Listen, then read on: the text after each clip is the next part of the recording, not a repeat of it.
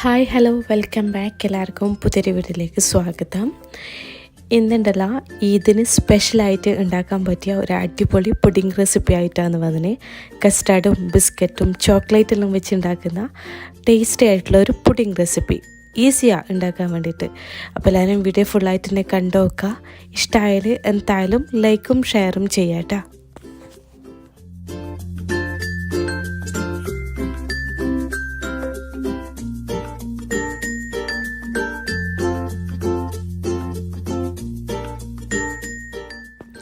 First പുഡിങ്ങിലേക്ക് വേണ്ടിയിട്ടുള്ള കസ്റ്റേർഡിൻ്റെ mixing ഒന്ന് റെഡിയാക്കി എടുക്കണം.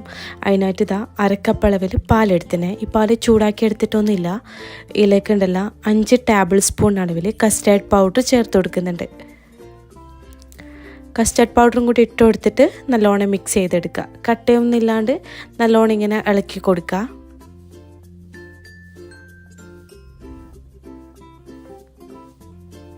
അങ്ങനെ നല്ലോണം മിക്സ് ചെയ്തതിന് ശേഷം ഇതൊരു സൈഡിലേക്ക് മാറ്റി വെക്കാം.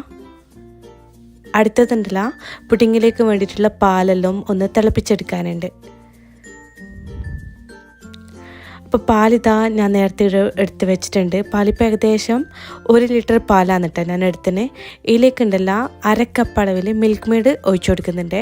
മിൽക്ക് മെയ്ഡ് ഒഴിച്ചു കൊടുക്കുന്ന സമയത്ത് ഞാൻ ഫ്ലെയിം ഓൺ ചെയ്തിട്ടില്ല കേട്ടോ. പഞ്ചസാരയും മിൽക്ക് മെയ്ഡെല്ലാം ഒഴിച്ചു കൊടുത്തതിന് ശേഷം നല്ലോണം മിക്സ് ചെയ്തതിന് ശേഷമാണ് ഞാനിപ്പം ഫ്ലെയിം ഓണാക്കി എടുത്തിട്ടുള്ളത് കേട്ടോ. കാര്യം ഫ്ലെയിം ഓണാക്കി കഴിഞ്ഞാൽ ഈ മിൽക്ക് മെയ്ഡ് ഒഴിക്കുന്ന സമയത്ത് പെട്ടെന്ന് പാല് കരിനവും അടിക്ക് പിടിച്ചവും ആ ഒരു കാര്യങ്ങൾ ശ്രദ്ധിക്കുക. അങ്ങനെ ഇതാ എല്ലാം ഒഴിച്ചു കൊടുത്തിട്ടുണ്ട്. നമ്മൾ നേരത്തെ മാറ്റി വെച്ചിട്ടുള്ള കസ്റ്റേർഡിൻ്റെ മിക്സിങ്ങില്ലേ അതും കൂടി ഒഴിച്ചു കൊടുത്തിട്ട് ഫ്ലെയിം ഓണാക്കി വെച്ചിട്ടുണ്ട്. ആദ്യം ഒരു മീഡിയം ഫ്ലെയിമിൽ വെച്ചിട്ട് മിക്സ് ആക്കി എടുത്തതാണ്. പിന്നെ ഒരു മീഡിയം ടു ഹൈ ഫ്ലെയിമിൽ വെച്ചിട്ട് നല്ലോണം മിക്സ് ആക്കി എടുക്കുക. അങ്ങനെ ഇതാ കസ്റ്റേർഡ് ഏകദേശം സെറ്റായി വന്നിട്ടുണ്ട്.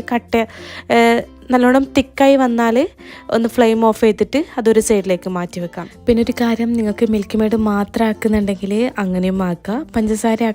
പഞ്ചസാരയിൽ മാത്രം ആക്കുന്നുണ്ടെങ്കിൽ അങ്ങനെയും ചെയ്യട്ടെ. പിന്നെ പുഡിങ്ങിലെല്ലാം മിൽക്ക് മെയ്ഡും കൂടി ചേർത്ത് കൊടുത്ത് കഴിഞ്ഞാലാണ് പുഡിങ്ങിന് അടിപൊളി ടേസ്റ്റ് ആയിട്ട് കിട്ടുക കേട്ടോ. അത് ഈ പുഡിങ്ങിന് മാത്രമല്ല, എല്ലാ പുഡിങ്ങിനും അങ്ങനെ തന്നെയാണ്. മിൽക്ക് മെയ്ഡ് ചേർത്ത് കൊടുത്താൽ എക്സ്ട്രാ ഒരു ടേസ്റ്റ് കൂടി തന്നെയാണ് കേട്ടോ. അങ്ങനെ അതാടെ സൈഡിൽ മാറ്റി വെച്ചിട്ടുണ്ട്. അടുത്തുണ്ടല്ല ബിസ്ക്കറ്റിൻ്റെ ലെയർ ഒന്ന് ആക്കിയെടുക്കണം. First layer ബിസ്ക്കറ്റാണ്. ഇതിപ്പം മാരിഗോൾഡിൻ്റെ ഈ ഒരു ബിസ്ക്കറ്റില്ലേ അതാണ് എടുത്തിന്. അതൊന്ന് പാലിൽ ഡിപ്പ് ചെയ്തിട്ട് ഇങ്ങനെ ഒരു ഫസ്റ്റ് ലെയർ ഇങ്ങനെയാണ് കേട്ടോ ആക്കുന്നത്. പാല് ചൂടാക്കിയെടുത്ത പാലൊന്നല്ല കേട്ടോ. പിന്നെ നിങ്ങൾക്ക് ഏത് ബിസ്ക്കറ്റ് വേണമെങ്കിലും ചൂസ് ആക്കാം കേട്ടോ. ഞാനിപ്പം ചോക്ലേറ്റ് ബിസ്ക്കറ്റ് ആണെങ്കിൽ അങ്ങനെയും ചെയ്യാം. ഞാനിപ്പം ഈ ഒരു ബിസ്ക്കറ്റ് തന്നെയാണ് എടുത്തിന്. അങ്ങനെ ഫസ്റ്റ് ലെയർ അവിടെ റെഡിയാക്കി വെച്ചിട്ടുണ്ട്. അടുത്തത് നമുക്ക് ചോക്ലേറ്റ് ഒന്ന് ഡബിൾ ബോയിൽ ചെയ്തെടുക്കണം.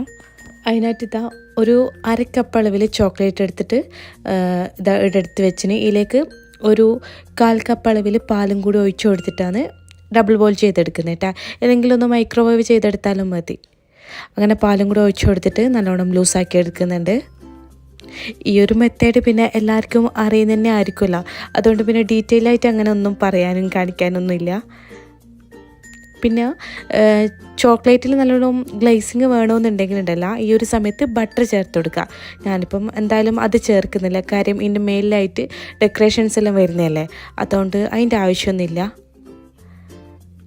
ഇനിയിപ്പോൾ ഡബിൾ ബോയിൽ ചെയ്തെടുത്തിട്ടുള്ള ആ ഒരു ചോക്ലേറ്റ് ഉണ്ടല്ലോ ഇതിലേക്ക് ഒഴിച്ചു കൊടുക്കുന്നുണ്ട്. അതിന് മുന്നേ ഈ കസ്റ്റേർഡിൻ്റെ ആ ഒരു മിക്സിങ് ഇല്ലേ, നമ്മൾ നേരത്തെ റെഡിയാക്കി ഫസ്റ്റ് ലെയർ മിക്സിങ് അതൊന്ന് തണുപ്പിക്കാൻ വേണ്ടി വെച്ചിട്ടുണ്ട്. 1 മണിക്കൂർ അങ്ങനെ ഫ്രിഡ്ജിൽ തണുപ്പിച്ചതിന് ശേഷമാണ് പിന്നെ ചോക്ലേറ്റിൻ്റെ മിക്സിങ് ഒഴിച്ചു കൊടുക്കുന്നത്. അങ്ങനെ തണുപ്പിക്കാൻ വെക്കണമെന്ന് നിർബന്ധമൊന്നുമില്ല കേട്ടോ. അങ്ങനെ ലാസ്റ്റ് ബിസ്ക്കറ്റ് ഒന്ന് പൗഡറാക്കി എടുത്തതാണ്. അതും പിന്നെ കുറച്ച് നട്ട്സ് എല്ലാം ഒന്ന് ഡെക്കറേഷൻസിനായിട്ട് ഇട്ട് കൊടുക്കുന്നുണ്ട്. ഇത് നല്ലോണം തണുപ്പിച്ചിട്ട് ഏകദേശം 5 മണിക്കൂർ ഞാൻ ഫ്രിഡ്ജിൽ വെച്ചിട്ടുണ്ട്. അതിനെ സമയമില്ലെങ്കിൽ ഒരു 2 മണിക്കൂർ ഫ്രീസറിൽ വെച്ചിട്ട് സെറ്റ് ചെയ്തെടുത്താലും മതി. നല്ലോണം തണുപ്പിച്ചിട്ട് കഴിക്കാനാണ് അടിപൊളി ടേസ്റ്റ്. അത് പുഡിങ് എല്ലാം അങ്ങനെ തന്നെയാണല്ലോ, നല്ലോണം തണുപ്പിച്ചിട്ട് കഴിക്കാനല്ല ടേസ്റ്റ്. അടിപൊളി ടേസ്റ്റാണ്. ആ കസ്റ്റേർഡിൻ്റെ ആ ഒരു ടേസ്റ്റും ബിസ്ക്കറ്റിൻ്റെ ഫ്ലേവറും ചോക്ലേറ്റും എല്ലാം ആയിട്ട് റിച്ച് ആൻഡ് ക്രീമി എന്നെല്ലാം പറയുന്നില്ലേ, അങ്ങനെയാണ് അടിപൊളി ടേസ്റ്റ്. നിങ്ങൾ എന്തായാലും ഈ ഒരു ഈദിന് ഉണ്ടാക്കി നോക്കുക. ഉണ്ടാക്കാനാണെങ്കിൽ ഭയങ്കര സിമ്പിളാണ്. അപ്പോൾ ഇന്നത്തെ വീഡിയോ ഇഷ്ടമായാൽ എന്തായാലും ലൈക്ക് ചെയ്യുക, ഷെയർ ചെയ്യുക. പുതിയ വ്യൂവേഴ്സ് ആണെങ്കിൽ എന്തായാലും സബ്സ്ക്രൈബ് ചെയ്യുക. പിന്നെ ഇൻസ്റ്റഗ്രാം ഫോളോ ആക്കിയിട്ടില്ലെങ്കിൽ അതും കൂടിയിട്ടൊന്ന് ഫോളോ ആക്കുക. ID ഇട്ട് കൊടുക്കുന്നുണ്ട്. ഇനി അടുത്ത നല്ല റെസിപ്പി ആയിട്ടോ വ്ളോഗായിട്ടോ കാണാം. Thank you. ബൈ.